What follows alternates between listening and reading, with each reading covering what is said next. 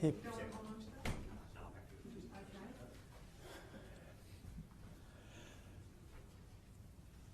Okay, we ready to go? Thank you.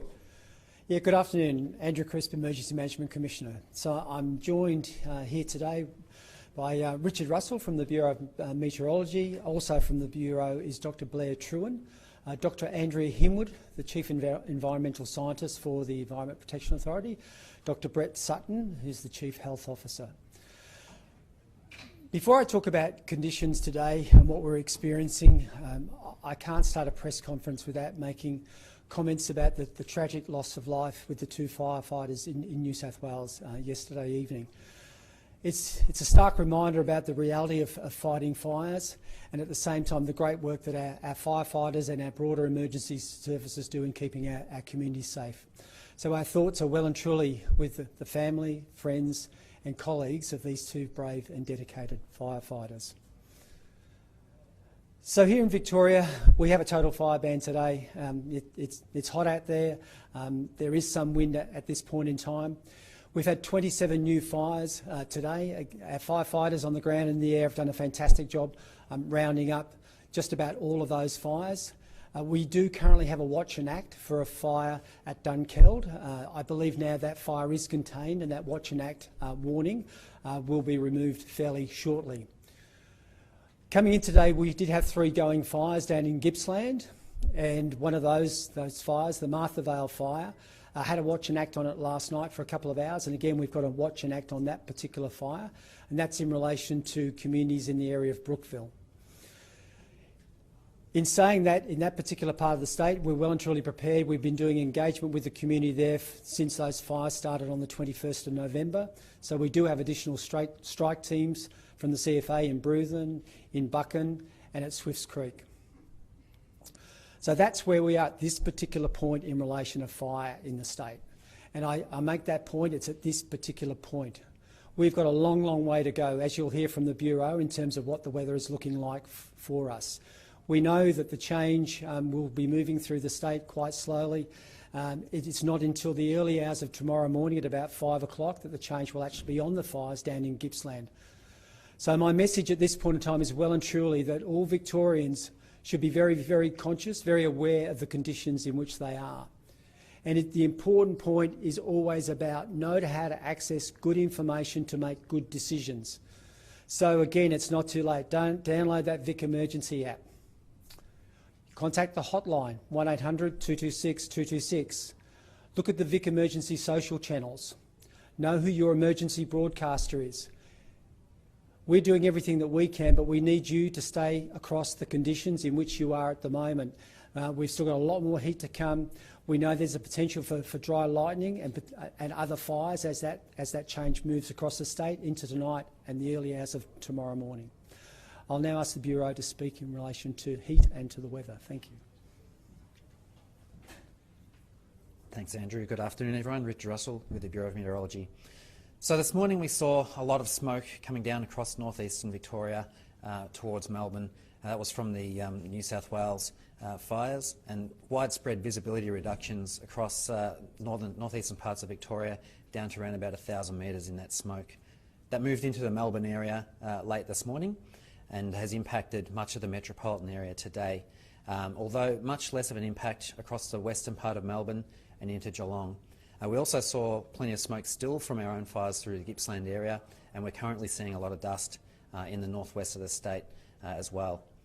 In terms of temperatures, currently Melbourne, as we speak, sitting at 42 degrees outside, up to 45.7 at Avalon at the moment, and the difference being mainly the impact of the smoke filtering the sun just somewhat through the Melbourne area. With the smoke, the expectation is that as winds tend more northwesterly, we should see the clearer air slowly push over the metropolitan area over the coming hours. Unfortunately, the eastern suburbs seem likely to hold on to that smoke into the afternoon, but it should become a little bit clearer through the Melbourne city over the next few hours. Temperature-wise, we're watching plenty of heat records falling as we speak across the western part of the state. We've seen a new December maximum temperature record set for Victoria, 47.4 degrees at both Hopetoun and Walpiat this afternoon. And these are still current. Those temperatures are near that high as we speak, and could easily see that set yet again further this afternoon. The temperature will still be over 40 degrees across much of Melbourne, in fact much of Victoria, into the early evening, even without the cool change. We'll see temperatures up into the low to mid-30s into the evening, but that cool change is expected to reach the southwest of the state, around the southwest coast at about 5 p.m. Moving slowly east, taking quite a bit of time to get into the metropolitan area. We don't expect to see it to reach the metropolitan area till between 10 p.m. and midnight, roughly through the CBD at about 11 p.m. tonight, where temperatures will fall quite rapidly as that crosses near the coast, less so inland, unfortunately. In the northwest, we'll also see that change in the late evening or in the early hours of Saturday. The change takes quite a while to get to the east of the state, unfortunately, where it doesn't get to the Gippsland coast until Saturday morning, and the northeast around Saturday midday. Now, the main risk that we're seeing near this change, unfortunately, is the dry lightning that Andrew mentioned briefly. We've seen a lot of lightning activity over South Australia already, and very little rainfall has been recorded on the ground. So very much a concern as that change comes through, even slightly ahead of the change in the northwest of the state, where it's just so incredibly hot, but also within a few hours following the change down across the rest of the state, overnight and even into Saturday morning and early afternoon in the northeast. Over the coming days, thankfully, that cooler change will have a good impact across a lot of the state. We'll see much milder conditions progress across the southwest and southern parts of the state for Saturday. The northeast, unfortunately, has to suffer through one more day of heat, not as extreme as today, but still up into the high 30s before they get the full impact of that cooler change, after which we'll see milder conditions over the coming days. Thank you. Hi everyone. I think everyone across Victoria can see that we actually have very poor air quality today. We have extremely poor air quality in Melbourne, the Latrobe Valley, and in particular locations in the northeast. We have both smoke and dust impacts. So we've actually got some multipliers up in the Mildura area. We know we've got very high concentrations of dust. We also have some high dust levels around the Melbourne metropolitan area and also in the Latrobe Valley.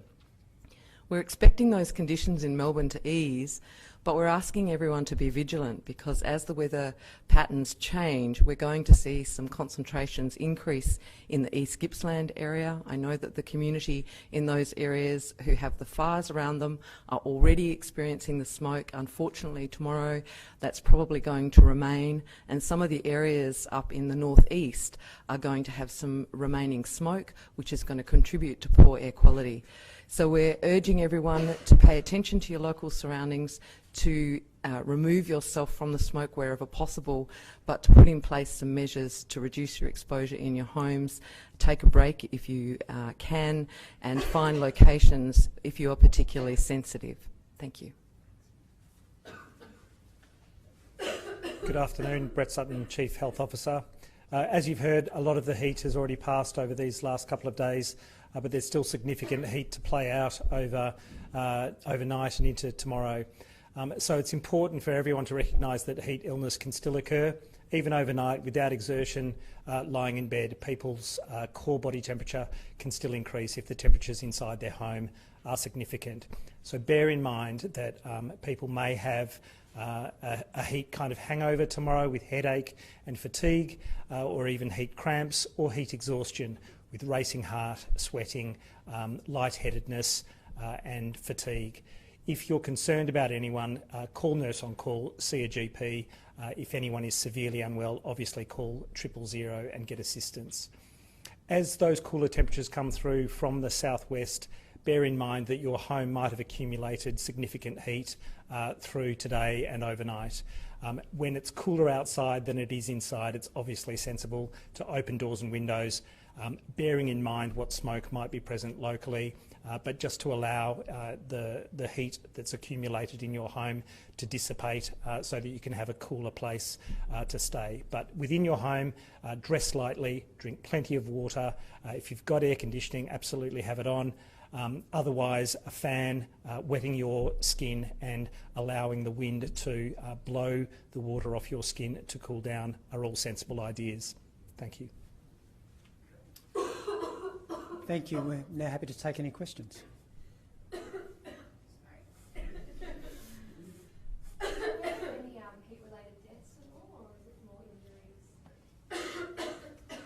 Fortunately, we've had no significant signals from Ambulance Victoria or hospital presentations that would indicate a really significant impact from heat, but it's very difficult to know in real time. Sometimes we only know as we assess a season after the fact, but those messages have to be there regardless.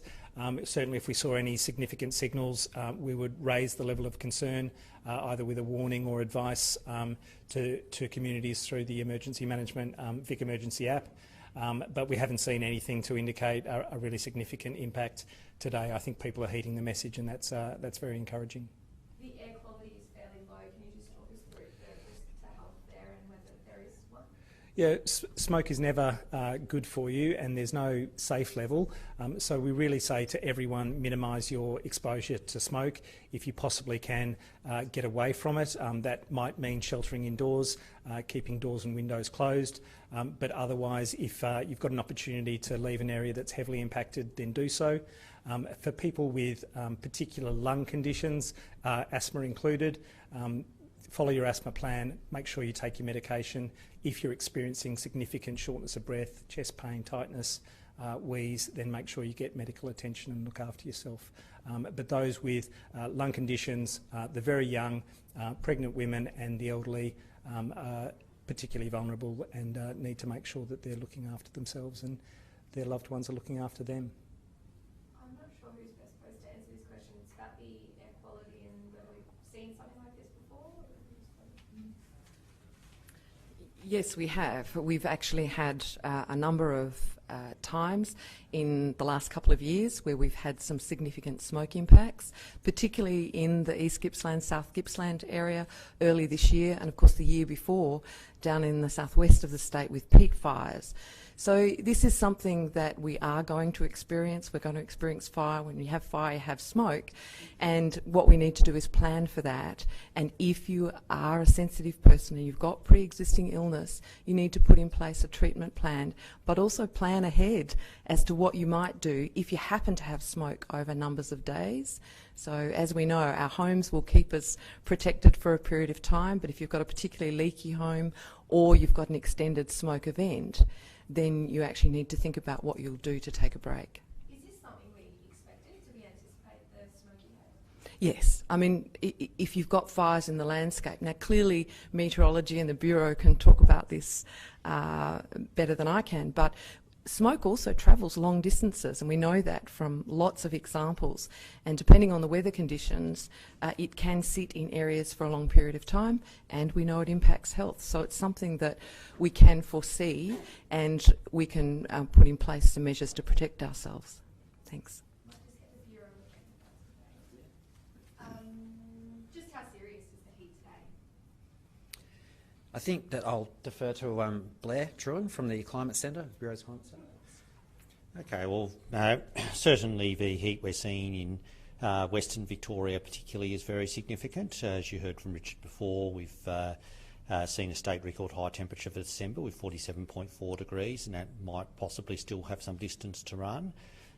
The state record is 48.8, and apart from that instance in February 2009, we haven't seen anything over 48 in Victoria. So this is up there in the certainly in the upper bracket of historic hot days in Victoria, and some of the places we track with long-term records which have set December records include Mildura, Kerrang, Nil and Cape Otway, all of which have records going back 100 years or more. And just over border in South Australia, Mount Gambier has had its hottest day on record for any month, and Keith has reached 49.2 degrees, which is the highest we've ever seen so far south anywhere in Australia. So it's certainly a very significant event. What about Melbourne? Is there anything outstanding about what's going on in Melbourne? Well, so far we've, as Richard said, we're up at around 42 degrees. We have had days in that sort of range in December a few times in the last 20 years, but anything much higher than that is rare, and again the day is not finished, and we may get higher still. We've got into over 45 at Avalon, which is again record territory for December, but has been higher in other months. So it's perhaps not quite as significant in Melbourne as it is in the western half of the state, but it's still certainly a very significant hot day in Melbourne. Commissioner, I might just ask you another question. We've said it time and time again, but you guys are preparing your best. It's also up to people to look after themselves, isn't it? Yeah, well and truly, if we're talking about fire now, so it is that very much that shared responsibility. So, it's not too late. We've got a long way to go in terms of our summer, our fire season. So, if you haven't, please look at how you're going to clean up around your property, clean out your gutters, do those very, very simple things that could actually make a significant difference on the day. The other part is very much about a plan, and have you got that plan? More importantly, have you discussed that plan with your family? Have you taken into account pets and the like? But do you know when you're going to put that plan into place? Is it on a day of total fire ban? Is it when we get to a day of extreme? Because if you're going to leave it till you see the smoke or the flames, I'd suggest it's far too late. And then that message is so important around being able to access good information to make good decisions. So please, I keep saying it, I use it all the time, the Vic Emergency app, Vic Emergency social media. So it's about what in the emergency broadcaster. So how do you stay across information to make those good decisions? Where to from here? What's going on behind these walls? Yes, so at the moment we're at our highest level of readiness here at the State Control Centre. Across the state, we have 9 regional control centres up and running. We've got 19 incident control centres up and running. So people working in centres sort of similar to this across the state as a whole, there's over 400 people at the moment.